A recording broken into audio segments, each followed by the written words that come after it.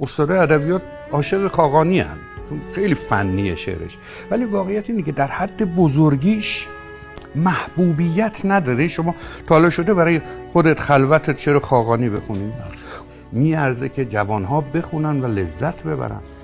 و یه جاهایی فکر میکنی که مولانا که خداوندگار عرفان محسوب میشه خاقانی خونده، چون بعضی غزلهای خاقانی دقیقاً مسیری رو داره طی میکنه که مولانا به اوج رسونده.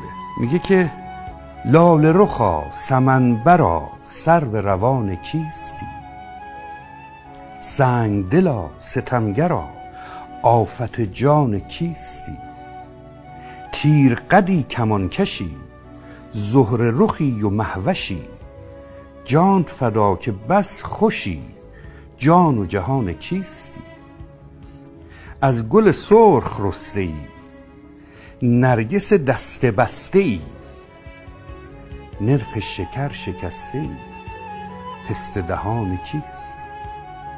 ای تو به دلبری سمر شیفته رخت قمر، بسته به کوه بر کمر موی میان کیستی، دام نهاده می روی مست ز باده می روی، مشت گشاده می روی سخت کمان کیستی، شهد و شکر لبان تو جمله جهان از آن تو، در عجبم به جان تو تا خود از آن کیستی. باورتون میشه این همون شاعره؟